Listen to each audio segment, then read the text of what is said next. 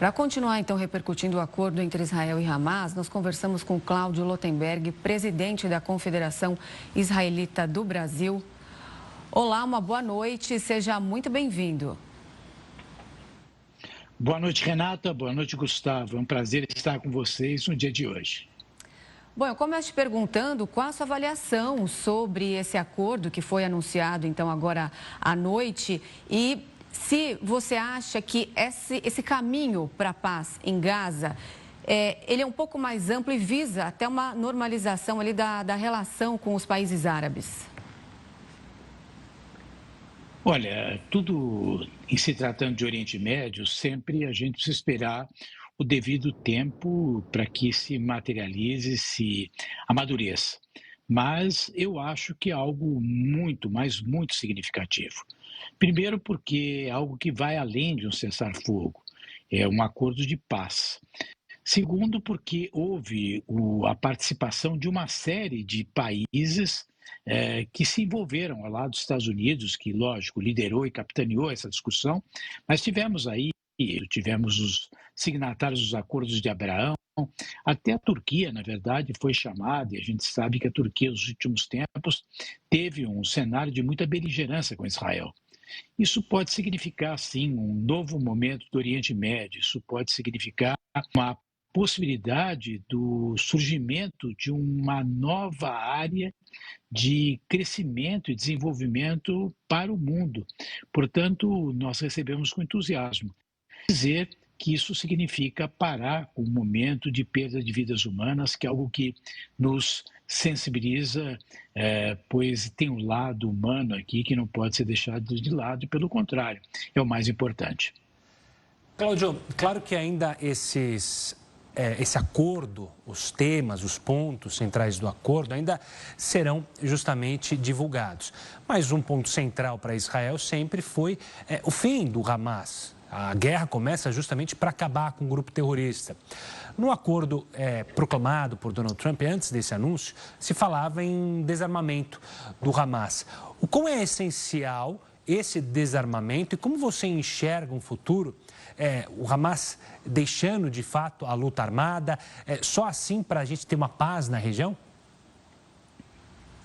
Olha, não dá para imaginar que você vai poder conviver com uma facção terrorista sendo seu principal vizinho, né? Então, o Hamas, no fundo, ele perdeu a guerra. Ele vai ter que se entregar, vai ser uma rendição. Lógico que nesses primeiros comunicados, mesmo porque o acordo de paz não está sendo colocado nesses termos. Agora há pouco eu estava lendo algo que não falava muito bem assim. Ainda falava de resistência, falava de uma série que reproduziam algo diferente do que vai acontecer. Mas com o Hamas, eu acho muito improvável que vai existir um Estado palestino, porque esse grupo é um grupo que tem no seu estatuto ali declarado a destruição do Estado de Israel e a morte a todos os judeus. Então, acho que isso é uma condição inegociável e talvez o Hamas não vai reconhecer, mas ele vai ter que realmente se desmilitarizar, vai ter que se afastar e vai ser bem isso. Não só para Israel, mas para o próprio povo palestino, que também merece ter o seu Estado e tem que se livrar dessa facção e desse grupo terrorista que vem lá liderando a região de Gaza desde 2000. Israel entregou a faixa de Gaza para os palestinos. Cláudio, o plano é vago sobre a criação do Estado da Palestina, mas você acredita que isso pode ser um caminho para levar a um reconhecimento desse Estado no futuro? Porque Netanyahu já deixou claro algumas vezes que ele concordava com o plano apresentado por Donald Trump, mas não aceitava muito essa possibilidade.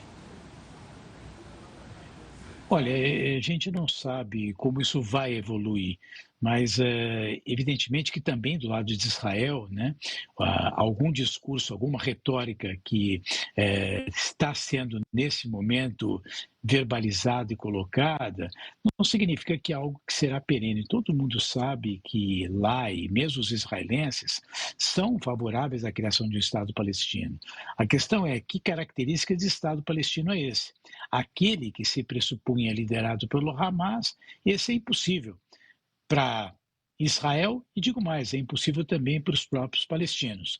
Então, eu acho que ainda é muito princípio, acho que é um processo que vai andar, não vai ser uma coisa tão imediata, tem toda uma questão de organização, de recuperação, de investimento de recursos, onde vários países vão ajudar, inclusive Israel, e acho que dentro desse processo, né, vai ter que se construir um novo modelo de relacionamento sem o Hamas. Não sei quanto tempo isso vai demorar, mas também não acho que vai ser algo que irá acontecer a curtíssimo prazo, não acho que vai ser a fase que ainda o primeiro-ministro Bibi Netanyahu seguirá no governo.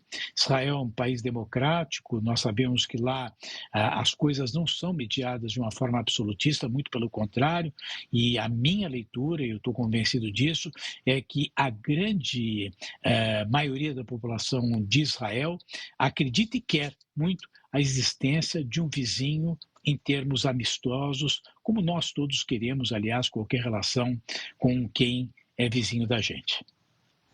Cláudio, eu fiz essa pergunta mais cedo para o professor Vitelli, queria também a sua avaliação sobre a importância desses países citados por Donald Trump. Os Estados Unidos, obviamente, tem uma importância enorme nesse acordo de paz, mas Donald Trump também cita a Turquia, o Egito e o Catar.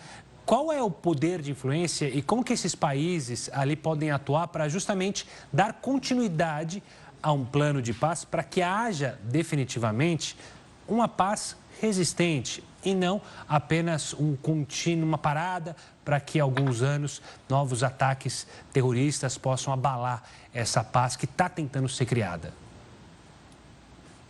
Gustavo, a tua pergunta ela é excelente, né? E volto àquilo que eu falei no princípio. Tudo aquilo que envolve essa região, a gente ainda, durante esses anos todos, não teve um sinal muito positivo ou algo que garante, que dê para a gente qualquer tipo de certeza. Mas eu acho que aqui tem um lado significativo, né? Você citou vários países, né? Na verdade, o Irã é o grande pária de toda essa história, né? O Irã é quem promove o terrorismo, o Irã que na verdade se mobilizou e eu acho que foi ele o grande estimulante para que o Hamas fizesse esse ataque a Israel. E eu acho que é bom a gente lembrar que os acordos de Abraão estavam isolando aos poucos o Irã. A Arábia Saudita estava naquele momento praticamente assinando e também se ancorando nos acordos de Abraão. Portanto, eu acho que há um movimento muito maior. Quem olha o Oriente Médio, o conflito entre Israel e o Hamas, ou Israel e os próprios palestinos, muito embora essa guerra não seja entre Israel e os palestinos, está enxergando a ponta de algo muito mais amplo, é um redesenho de um cenário geopolítico, né? Existe aí o que a gente chama de eixo do mal. O eixo do mal ele é liderado pelo Irã e pelas organizações terroristas, Hamas, Houthis e Hezbollah. Se a gente conversar com quem viveu no Líbano, não aqueles libaneses que migraram para o Brasil há 100 anos atrás, mas aqueles que vieram há 20, 30 anos atrás, eles vão dizer que o Hezbollah é uma das coisas piores que existe e que eles agradecem muito o que Israel estava fazendo para poder também libertar o Líbano do próprio Hezbollah. Então, este redesenho, esse apoio, ele sim é significativo. E eu continuo achando, aí até uma sinalização importante, inclusive para o governo brasileiro, né, o que é intolerante dentro desse cenário, e que realmente acabou ficando totalmente lateralizado, é justamente o Irã, que durante esse período todo se escondeu por detrás das organizações terroristas, financiando, mas não confrontando.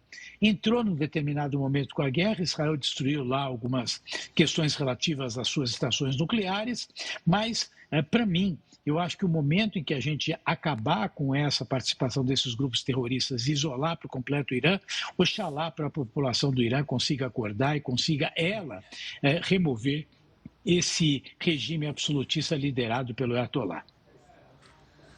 Tá certo. Conversamos com o Cláudio Lotenberg, presidente da Confederação Israelita do Brasil. Cláudio, muito obrigada pela sua participação aqui conosco. Uma boa noite e até mais. Renato e Gustavo, é um prazer. Sempre às ordens e um carinhoso abraço. Paz para todos nós. Que assim seja. Uma ótima noite, Cláudio.